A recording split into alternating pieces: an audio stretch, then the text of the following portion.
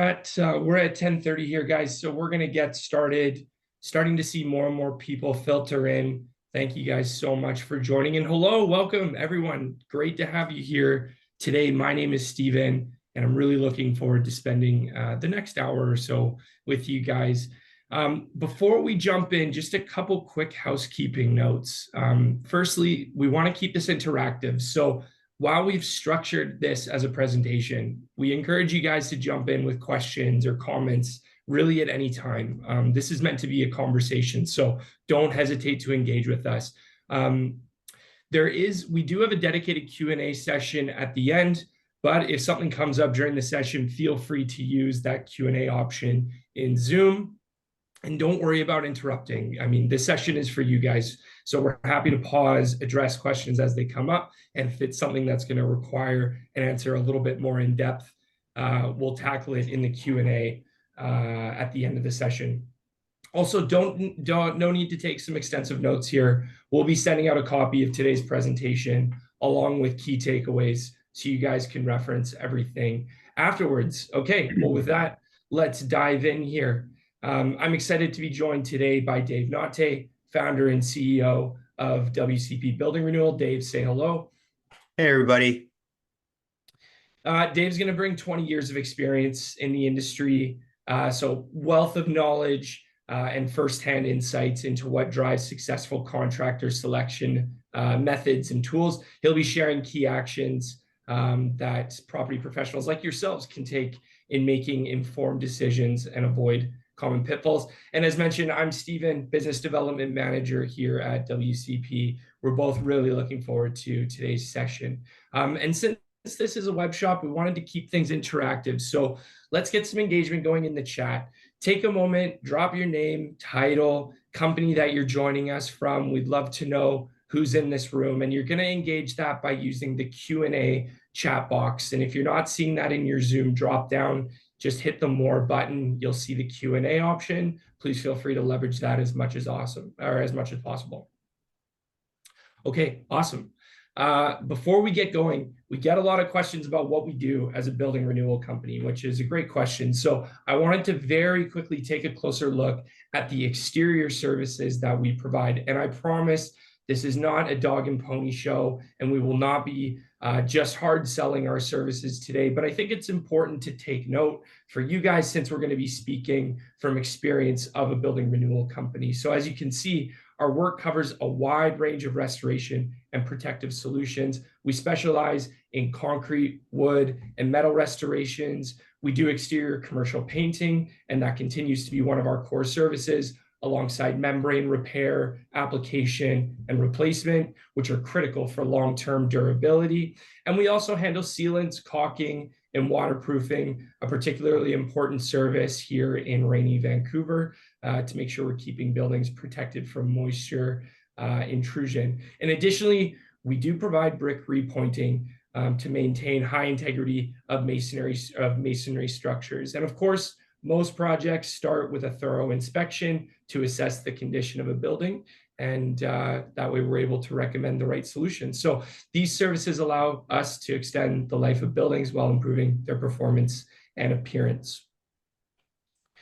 Great. Now, in terms of interior services, and because, yes, we do more than just exterior work, we handle drywall and texture repairs, ensuring walls are smooth and seamless. Interior commercial painting is another key service, helping refresh and modernize common areas. We also offer finished carpentry, wall coverings and protection, and even design consultations to help property managers and owners make informed choices about materials and aesthetic.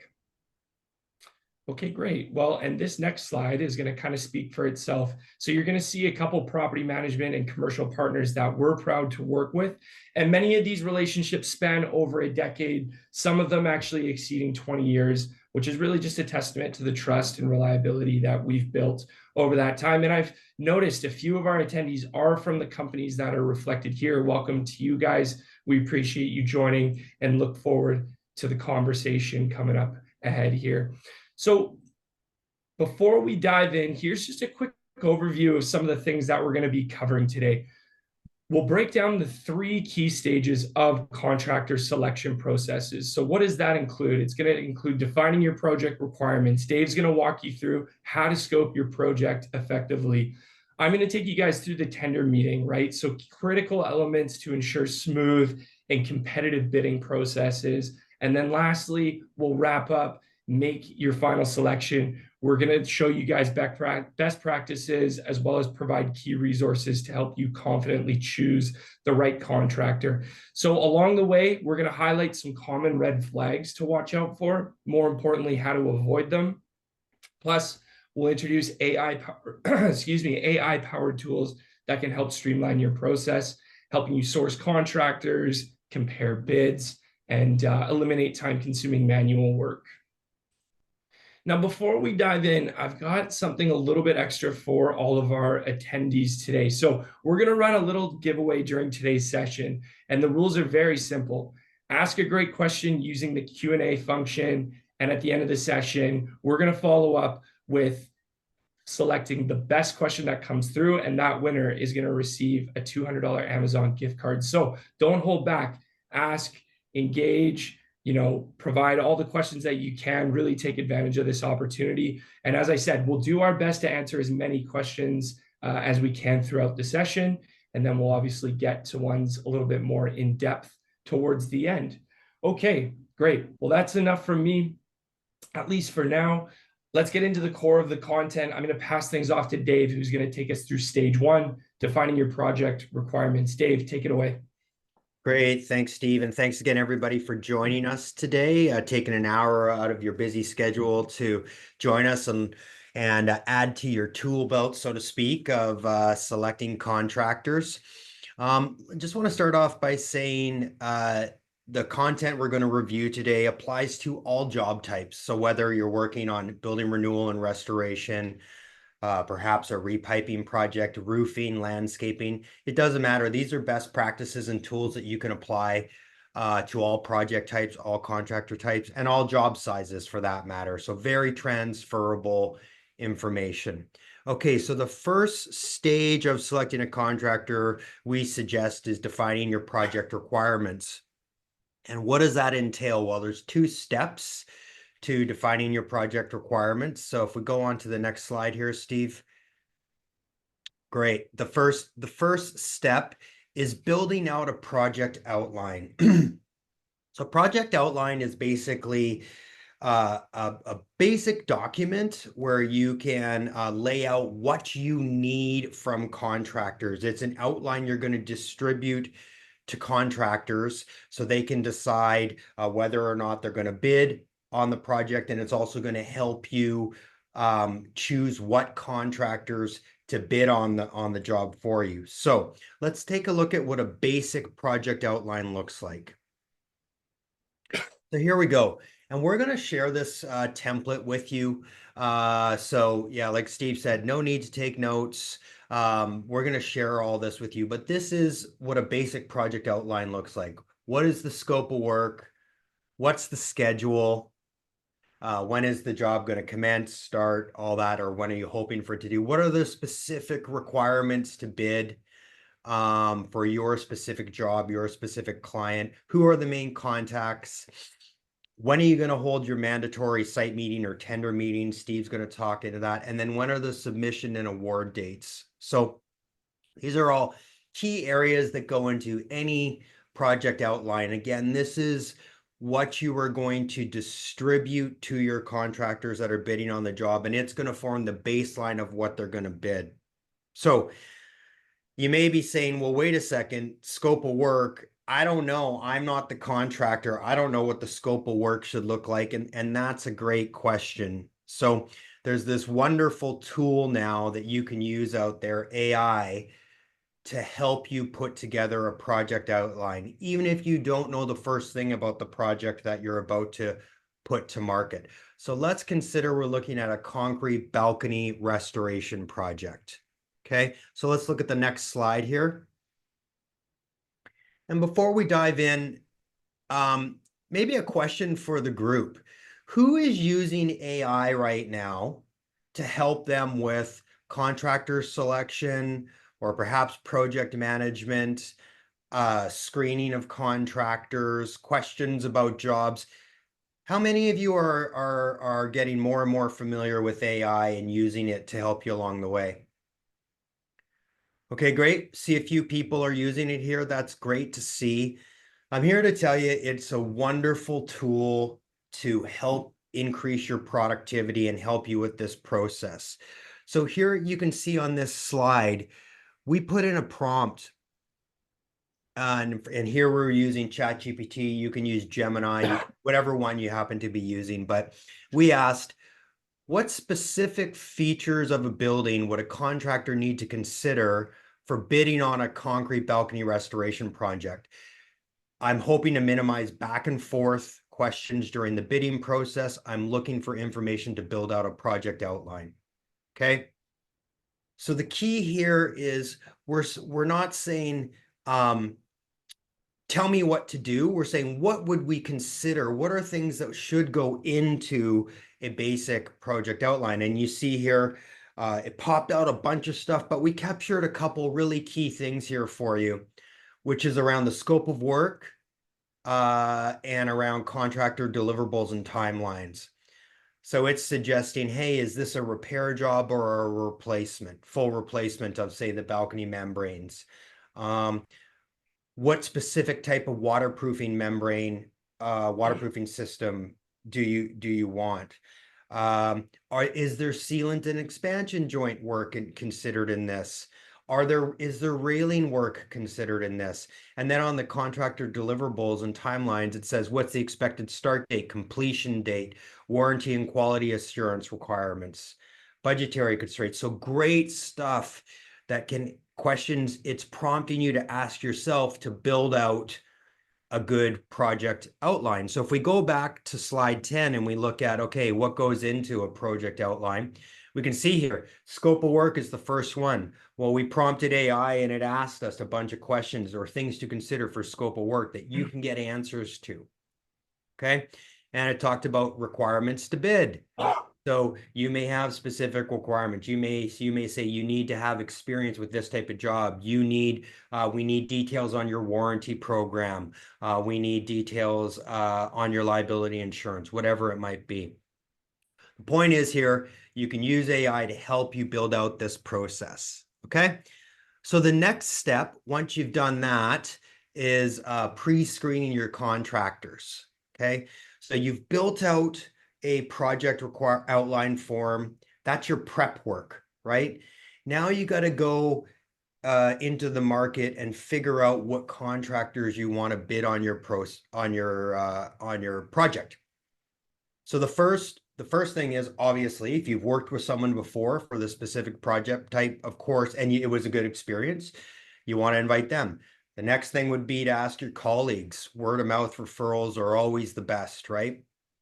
If you aren't lucky enough to have somebody that you've worked with before, or your colleagues don't have a specific recommendation, there are a bounty of tools out there, and we're going to review some of those. So let's take a look at the next slide.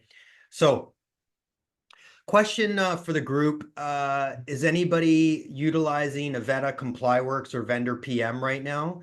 These are tools that your company can have to help you vet contractors. Okay, I see a few of you are. So great tools there to help with the process along the way. They basically vet out contractors for you. They look at their financial stability. They look at their safety programs. They look at their experience. They look at their liability. A bunch of great things to help you shortlist of who you want to bid on projects. Of course, BBB, Google reviews, ICBA, that's a wonderful association. Most professional, sort of robust contractors out there are a member of ICBA. Wonderful association for us, gives us a lot of support, knowledge, and training. Want to speak just briefly to WorkSafe BC. Don't take it for granted. I mean, you can't work in BC as a contractor unless you're a member of WorkSafe BC or you have a WorkSafe BC account. But you might be surprised at how many contractors out there, even though they have WorkSafe, they may be delinquent on their payments. So you want to run a quick clearance letter. It's a free service. It's online. You just pump in the company name. Out pops a clearance letter and it tells you their status with WorkSafe BC. And what you want to see is they're active and in good standing. Okay. So even though all these tools are online, they are starting to get a little bit old school because, of course, you can use AI now to help you research contractors. So let's take a look at the next slide here and see some prompting. Again, this type of prompt that we put in here again with ChatGPT is we didn't immediately say, hey, I have a balcony restoration project. Go find me a contractor. That will get you some decent answers, but you can make it better by asking it what to look for. Okay. And then you're sort of building the knowledge as you go. So this prompt here was during my contractor screening, what should I look for? What sets apart contractors for concrete balcony restoration projects? Remember, I'm not an expert, so keep it simple and focused on the most important items. Okay. And here's a couple examples of items that it said we should be looking for. So past projects, checking references, have they worked on high rises before, the proper licensing, the proper safety certifications, and the list goes on and on and on and on. And when you go into ChatGPT or Gemini or whatever you're using, you'll see it will pop out a fulsome list for you, and you can keep querying. And then once you do that, then if you ask it to recommend some contractors, you're going to get some really great responses. So the next slide. So the prompt was based on our previous discussions and project requirements. What are the contractors that you would recommend in Vancouver for this specific project? And here it popped out a few. So we popped up, and some of our contractors. We got some of our competitors. So there's 3 great companies you can choose from. Okay, so really want to emphasize how much AI can increase your productivity here. This whole process can take 15 minutes, 20 minutes, half an hour at the most. It's so much faster than going online, doing the research yourself. It does the work for you. And if you're prompting it effectively, you can get some real great support. So, and this brings us up to our first red flag here. So you're doing all this great research with AI, and you're probably doing some research on your own. If you're doing all this research online and you're finding little or no online presence, no Google reviews, maybe they're not active on LinkedIn or social, you're not finding them in ICBA, you're not finding them, there's something off with their WorkSafe clearance letter, that is not a good sign. Don't disregard that. In today's day and age, as we all know, online is the marketplace. It's how companies represent themselves. If they're not represented professionally online, at the very least, just heads up going in. So we've put together a tool to help you sort of summarize all this stuff. We call it a contractor vetting checklist. We're going to share it with you. It's just basically a sheet or Excel sheet where you just go through and you tick off a bunch of boxes as you're going through, and it out pops a score. You want to see it pop out 80 or above. 80 out of 100 or above, and that gives you even more peace of mind that you're about to choose the right contractors to be invited to bid on your project. So there you go. That's the end of the first phase of selecting a contractor. Awesome. Thanks, Dave. And we promise we did not purposely prompt the ChatGPT to spit out our name when we asked it about building renewal companies, but it's a good point just in regard to as you guys are prompting AI, and I'm sure as you're using it more and more as in your day to day, if you're not satisfied with the answer, the more robust the prompt that you guys are providing, the better the answer and the outcome is going to be. So if you're not satisfied with the answer initially, go back to your prompt, provide it more detail as much as you possibly can, and ultimately the search result is going to become the best that it can be. Okay, I'm going to be dropping a link here into not the Q&A box, but into our webinar chat for everybody. And this is just for anybody interested in learning more about our Lunch and Learns. Okay, so we'd love the opportunity to bring this session or other valuable topics directly to your team. We can host these at your office, at our office, or we've done a couple virtually just given some sicknesses going around. But ultimately, we want to make it as convenient as possible. And we can cover a range of topics designed to provide actionable insights for property professionals, much like yourself. So if you're responsible for organizing Lunch and Learns at your team, let's connect. I'd be more than happy to discuss how we can tailor a session, bring that in for your team. And obviously, of course, we'll provide an awesome lunch for you guys. So before we dive into the next section, I wanted to pose a quick question to the group, get that Q&A chat box heat and warmed up back again. Reminder, there's a $200 Amazon gift card on the line. But right now, currently, how many of you hold attender meetings for your project? And it doesn't necessarily mean a small project, but let's say something that's going to be about, 25,000 and above. And if you do, what are some of the best practices? So feel free to drop your thoughts into the Q&A. And as I'm starting to see those come through, I know what some of you might be thinking, right? I don't have time for this.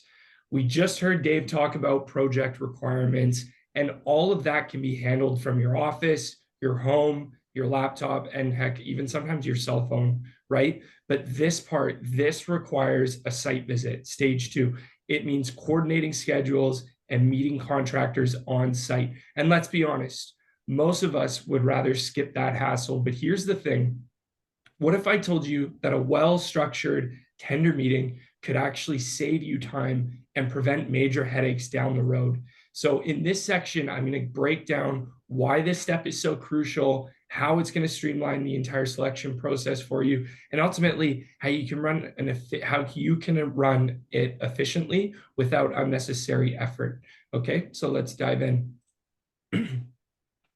So first thing in regard to your tender meeting is going to be your admin tasks, okay? So schedule the tender meeting, set a specific date and time, and confirm attendance via email. And this meeting, maybe it's not just necessarily for contractors. Key stakeholders should also be there. So who might that include? If it's a strata project, for example, it'll be a strata representative. For commercial buildings, it could be an operations or a building manager. But the goal here is to have everyone involved from the start. So that way you avoid repeating information and just ensuring alignment. Now, once that meeting is scheduled, the next step in your meeting admin is going to be distributing your project requirements. So Dave covered why this is crucial, right? It's going to set clear expectations and it's going to ensure alignment with everybody that's involved. So the other thing is by sending these out in advance, contractors can review the scope, they can do their research, and then they're coming to this meeting prepared with questions. So ideally, you want to give them at least a week, preferably 2, but really just enough time to make sure they can fit it into their schedules and come prepared. And here's an important point. Once that date of the meeting is set, stick to it.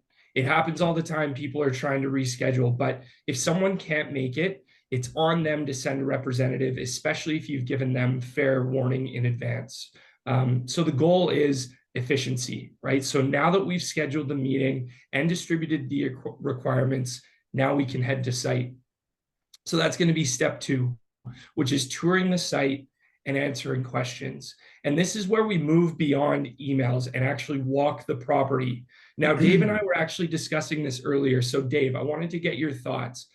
What are your thoughts on using video conferencing for site visits?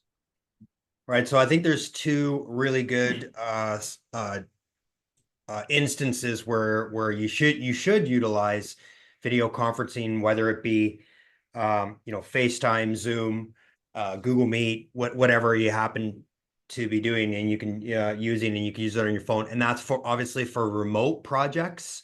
Maybe you have a building that you're managing in northern BC for an owner and you just can't get out there, or it's not time efficient to get out there, you can have a local contractor. You can walk through the job virtually together. We do it all the time for our satellite jobs. Works great. And then the other thing is smaller projects. And it can work two ways. Your contractor can go to the site and then FaceTime with you just to make sure he or she is looking at the right thing. Or your operations team, if you have an operations team on site, can video conference with a contractor. Saves everybody a ton of time. But for larger projects, larger projects, I do think the time is well spent to do it in person. Yeah, right on. Yeah, I agree. And honestly, while technology does have its place, nothing is going to replace an in-person site walk with all key stakeholders.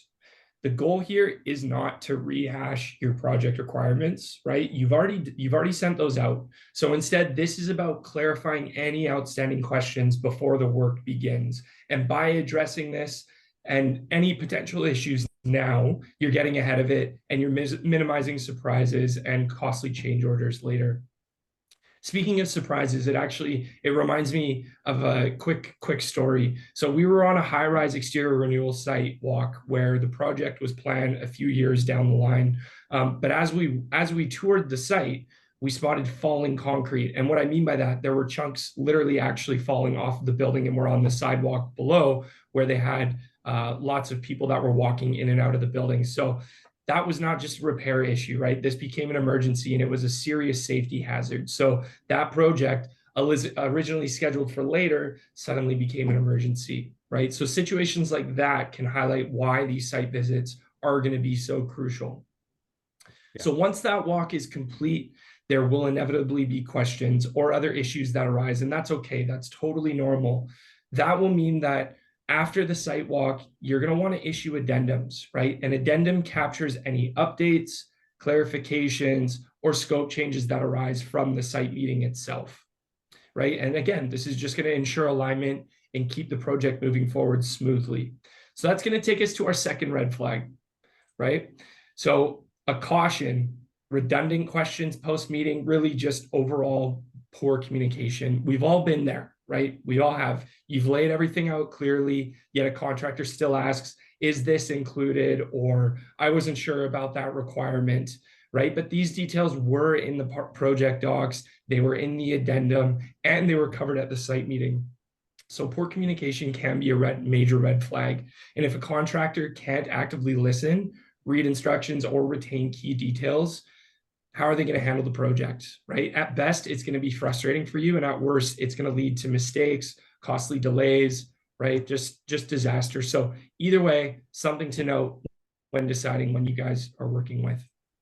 Okay, great. Well, Dave's going to take us through stage 3, which is our final stage for today, which is now the actual selecting your contractor process. He's then going to take us through a quick review, and then we're going to get into our Q&A. I'm seeing that Q&A chat box continue to be populated, so thank you. Keep those questions coming in, and we'll get to them in a moment. But for now, Dave, take it away for stage 3. Yeah, I took a peek at the Q&A. Lots of great questions in there. We will answer them, so stay tuned. All right. So the last stage, stage 3 of ensuring that you get the best contractor for your job. So this is actually selecting the contractor. You've done the research. You've built your project requirements. You've held your site meeting or tender meeting. You've answered questions. Maybe you've issued some addendums or a summary. And now you've received 3 to 4 proposals, and you've got to make the choice, right? So just a question I get all the time is how many bids should we get? 3 is good, 4 maximum. Anything more than that, you're just creating work for yourself. It is not necessary. You've done the work. You've utilized AI to help you select the right contractors to bid. With 3 prices, you will be able to establish the market price. 4, if need be, you will be there. So what you're going to do is you're going to shortlist it down to 2 contractors. Hopefully, if you know you've done a really great job when the prices all come in within 10% of each other, that's a great sign. Sometimes you're going to get some way high, way low. Typically, you toss those out. and say you're down with two that are sort of real in line with each other, so you have a good feel for what the market price for the project should be. And then you need to dive in and do your final screening. So question for the group: how many of you put together summaries in Excel or in Sheets for your customers, be it a strata council or a building owners or a board, when you've gone through a bidding process and the owners want to make the decision? How many of you do that? Take the time to put together a sheet to help everybody sort of see what features and benefits of each contract are available. Yep. Okay, great.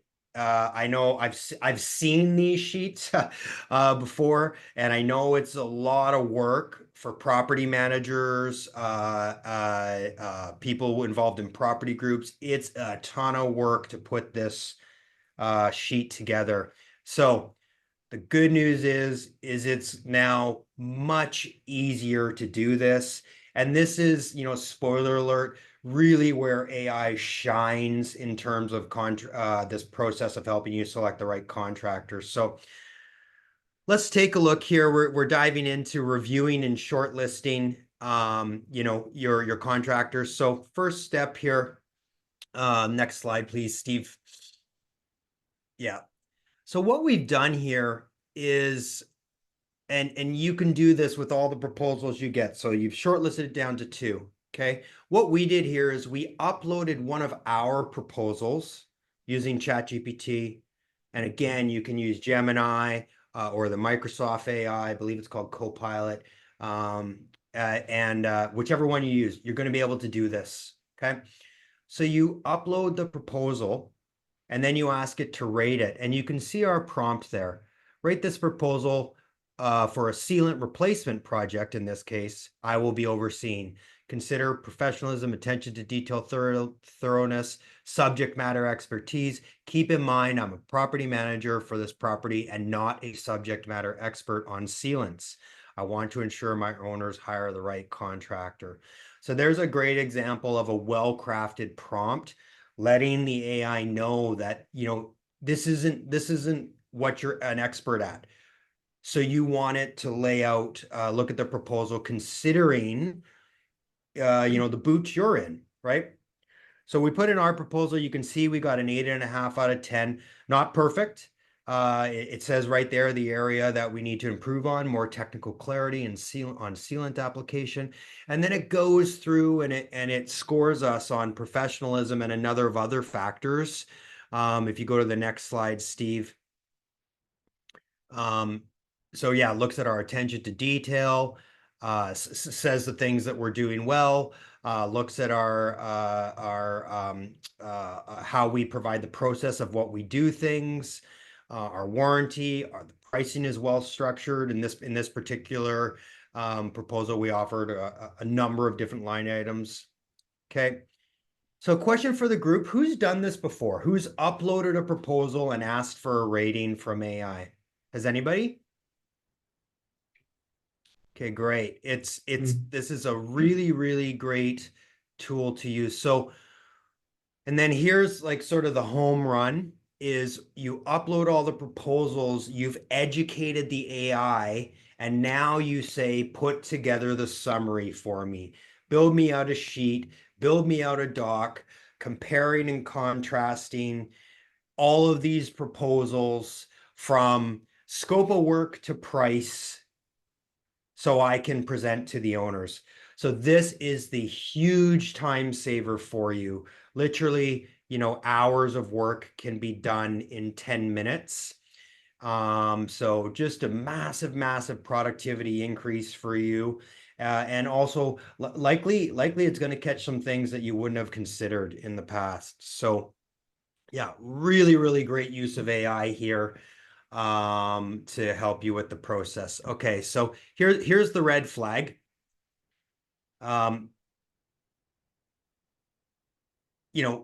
Using your own eye when you've gone to put together the project requirements form in detail because AI has helped you build it out. if you're seeing that the proposal is lacking detail and missing some big things, and then you put it into AI and it has the same prompt or same response, that is not a good sign. If the contractor can't get the details right at this stage, that pattern is going to repeat through the job. And details are going to be missed, communication is going to be lacking, important steps in prep are likely to be missed, maybe updates aren't going to happen. So just keep that in mind. It's a red flag to really consider. So the last stage of this whole process, say you put in a couple proposals into AI and it says, wow, these are both great. It's sort of a coin toss as to which one you should select. Then what you do is you pick up the phone and you do an interview. And I'll tell you the keys to this interview. There's a few sort of questions that you want to confirm, and that would be on schedule, because it might have been 30 days since you first tendered this job. So you just want to confirm that the job can be done in a timely fashion, how long it's going to take, all of that. Make sure nothing's changed. Make sure there's no surprising on pricing. In today's world, prices can change in 30 days, sometimes 15 days. So just ask that so you don't get a rug pull happening. But really what this interview is about, we call it the beer and barbecue test. So this is simply put, do you like the person? The guy or gal on the other end of the phone. Do you get a feeling that you're going to be able to work with this person, or your owners are going to be able to work with this person? Are they polite, courteous, professional, all that stuff? Did they if they picked up the phone and said, "Oh, sorry, I don't have time to talk right now. Can I call you back in an hour?" Did they actually do that? Right? Because remember, your selection or your recommendation is going to reflect on you. So you want the reflection to look great, glowing for that matter. So keep that in mind.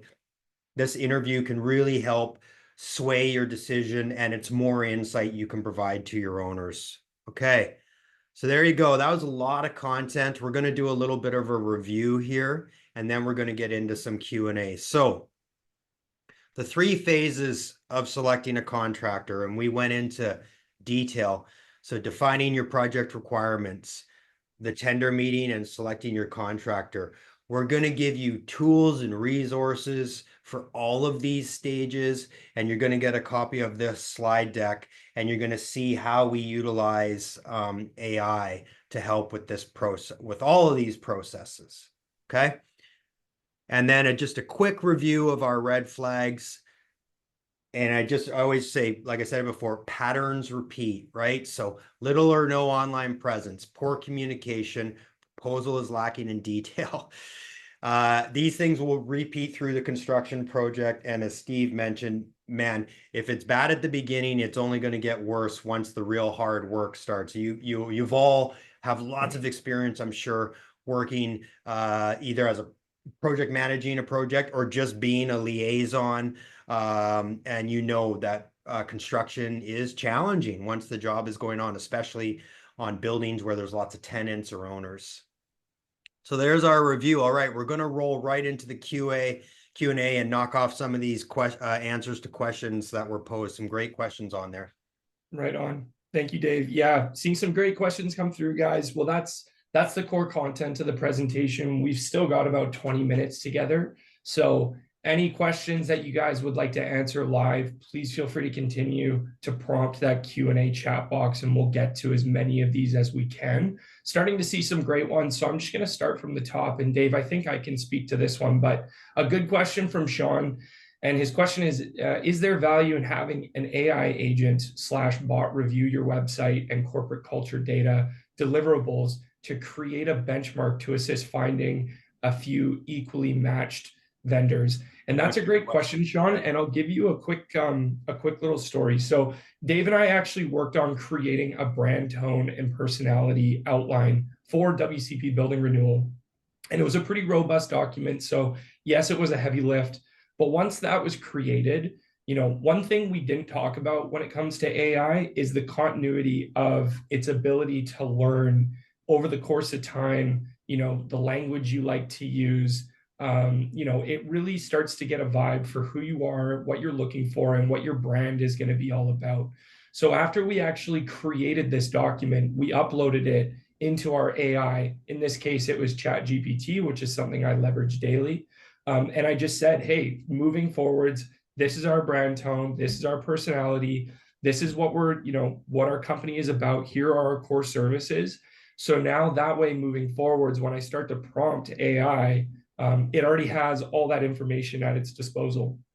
So yes, a great question, and long answer long, yes, it is a great idea to do that, because not only is it then going to help narrow down your searches when you're leveraging that particular platform moving forwards, but it's going to save you time, because then you're not having to provide it that prompt over and over again. So Dave, anything to add to that? No, it's great. Yep. Great use of AI. Okay, next one coming in from Terry, and I'm just reading these out loud as I'm seeing them. So Terry had a question: is it better to have pre-list on contractors to have AI look at, or just ask a better question?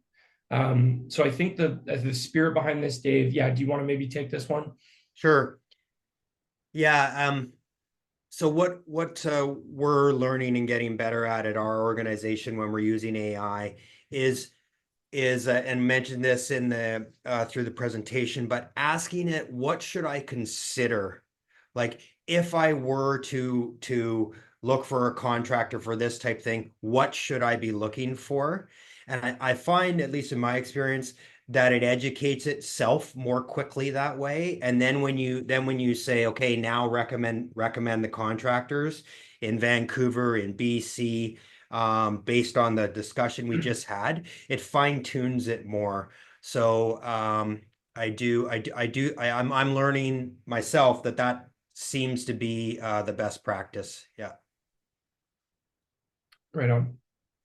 Good. Yeah, starting to see some other ones too. Actually, this is a good one coming in from Simi at Taurus. She says tender meetings are not something that we did often in the past, but have started to do a lot more. So not a question there, more of a statement, but we actually did a lunch and learn for the team over at Taurus. So hopefully that was based on some of our recommendations, but that's awesome, Simi. I'm really, really glad to hear that. Coming in with another question is Sean. So his question, Dave, is: we encourage contractors to think creatively, take an outside the box approach as a standard practice. However, when this is left unchecked, we often spend a significant amount of time aligning quote data to ensure an accurate apples to apples comparison. So the question is, do you think providing vendors with a structured but flexible spreadsheet containing key details would limit their creativity, or would it help streamline the shortlisting process and improve efficiency? Great question, Sean. Yeah, great. It goes back to that project requirements document and that scope of work and your specific requirements for the job. The more you can be directive with that, I think that's a great place to start ensuring you're going to get apples to apples. And then the beauty of holding the tender meeting in person, you're getting 3 contractors together, and please don't be afraid to have them, like, this is one meeting. It's not 3 separate meetings with each contractor individually. Bring them together. We're used to it. There's no conflict of interest. You're not gaining the upper hand by doing it separately. In fact, you're just making more work for yourself. Because you bring them together, you may have built out a specific scope of work, and the contractors will use their years of experience to point out some things, and that's where you can adapt your scope of work. They may say, "Oh, hey, like, let's say, like, to give you an example, crack repairs is becoming a big thing in parkades, foundations, all that." The technology has come a long way. There's now foam injections, polyurethane injections, slurry injections, all sorts of machines. It's like rapid fire changing. I'm sure you're seeing that. So, and I can tell you the price of that service has dramatically dropped over the last few years as the technology has gotten better. So that could be an example of a job where you bring contractors to site and one of them says, actually, we're using a product called Seal Boss right now. We're not using epoxies anymore. We're doing this, and here's why, right?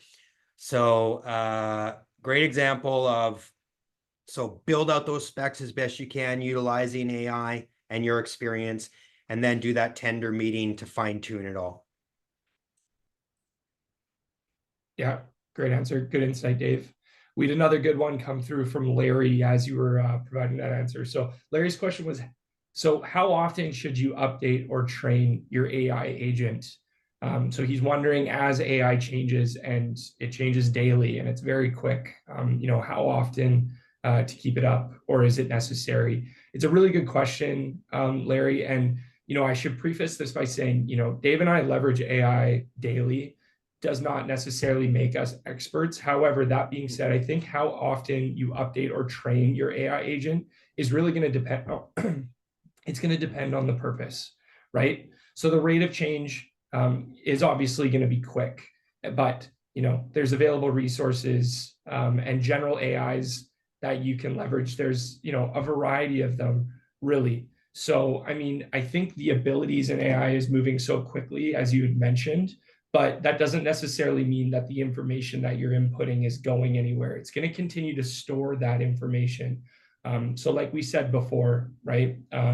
If you're finding the prompts you're providing in AI is not giving you the necessary answers that you're looking for, perhaps it's good to go back and reflect on that prompt, provide it more detail as needed.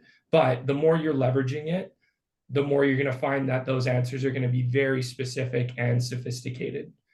Dave, not sure if you had any other thoughts Well, on I that. could just say, I mean, yeah, it's changing so fast. Sometimes I wonder if it's changing by the hour, especially for those of you using the Google Suite and using Gemini, which has just come light years in the last couple months, especially on Google Sheets. The power that it now has to help me build out spreadsheets, correct, like for complex formulas, pivot tables, all of that I used to, have to do manually. It now does it for me. So, and I have noticed that the more it now can see the type of tools that we or spreadsheets that we do build out, and it just gets faster and faster. So yeah, the more you're interacting, the better, as from what I can see. But yes, as Steve mentioned, we are not AI experts, although I wish we were in that field. So yeah.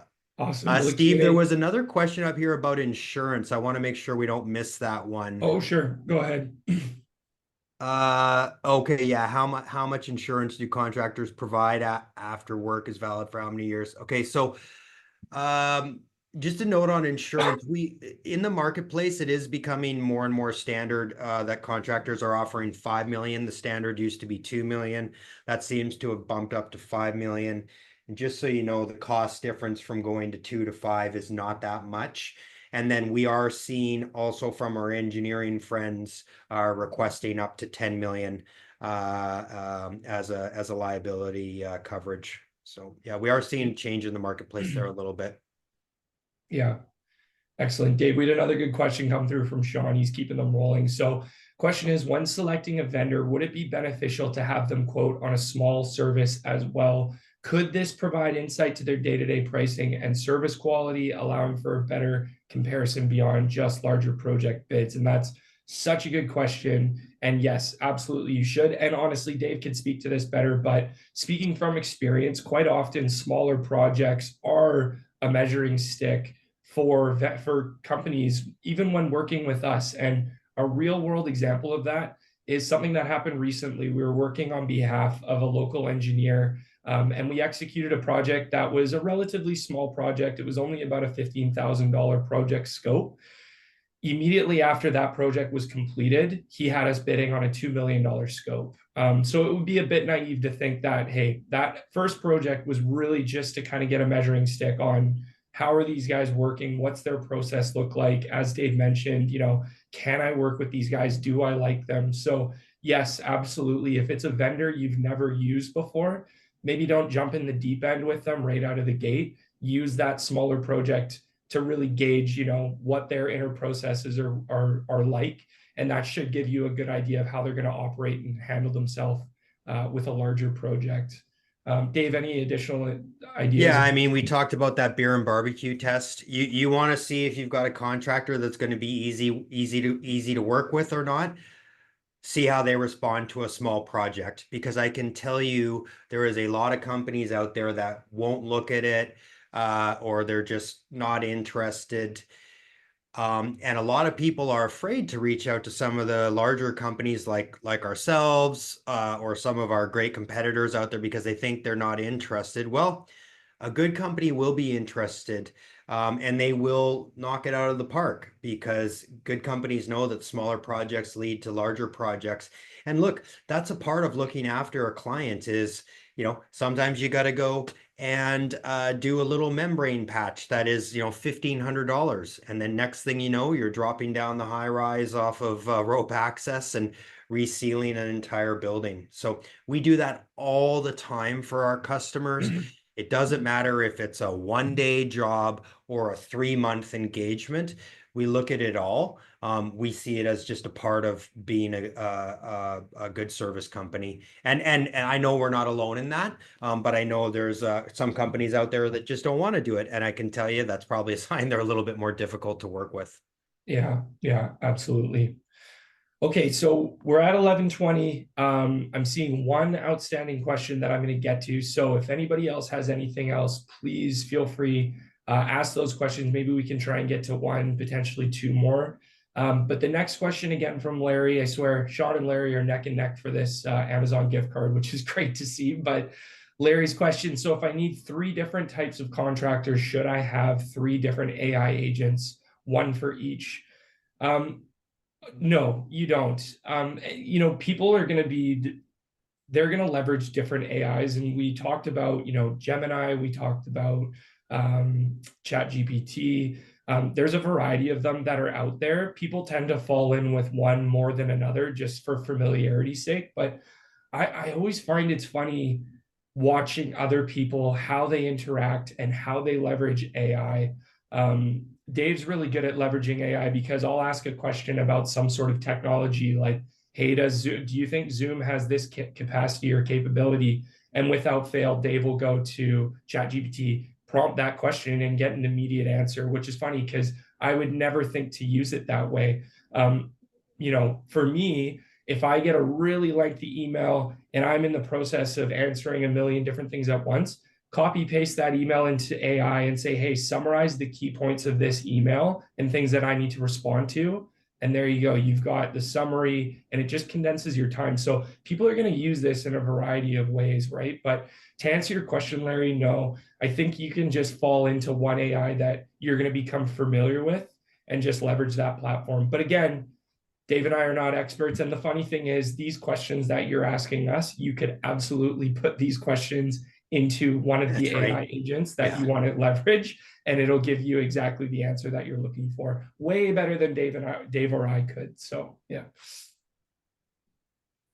Okay, awesome. Well, that was all the immediate questions that we had, guys.